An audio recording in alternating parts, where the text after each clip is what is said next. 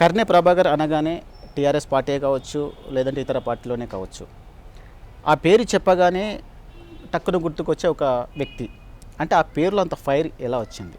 అంటే ముందు నుంచి కూడా ఏ పని చేసినా నిజాయితీగా నిబద్ధతతోటి చేస్తున్నటువంటి పనిపైన పూర్తి స్థాయిలో పట్టుతో ఈ పని న్యాయమైంది అని అనిపిస్తే తప్పకుండా చివరి వరకు లక్ష్యం చేరే వరకు ముందుకు పోయేటువంటి మనస్తత్వం ఉన్నటువంటి వాడిని. ఆ నేపథ్యంలోనే 92లోనే తెలంగాణ ఉద్యమ సంస్థ ఒకటి స్టార్ట్ చేసి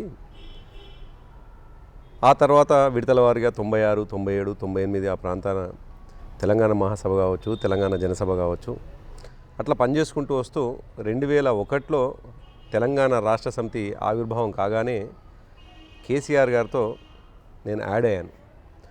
ఆ సందర్భంగా సరే వచ్చి రాగానే కేసీఆర్ గారికి ఎక్కడ క్యాచ్ అయినో ఏమో తెలియదు, కానీ తను నన్ను యువజన విభాగం రాష్ట్ర అధ్యక్షుడిగా మొదటిసారి నేను ఫౌండర్ యూత్ వింగ్ ప్రెసిడెంట్ని, స్టేట్ ప్రెసిడెంట్ని.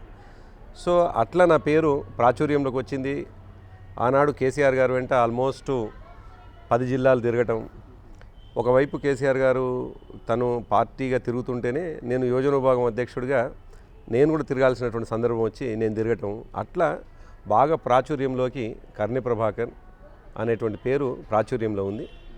ఒకటి ఏంటంటే యూత్కు పార్టీగానేమో కేసీఆర్ గారు కావచ్చు, యూత్ వింగ్కేమో నేను అధ్యక్షుడిని అయ్యేసరికి యూత్ సహజంగానే నా వైపు ఆకర్షితులు అవి ఉంటారు. కాబట్టి ఆ విధంగా అందులో 1 సంవత్సరం 2 సంవత్సరాలు చేయలేదు. నేను దాదాపు 2001 నుండి మొదలుకొని 2007 వరకు నేను 2 సందర్భాల్లో నన్నే యువజన విభాగం అధ్యక్షుడిగా ఎన్నుకోవడం జరిగింది.